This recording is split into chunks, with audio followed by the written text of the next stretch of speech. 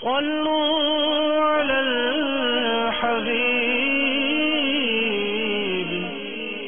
صلی اللہ تعالی علی محمد۔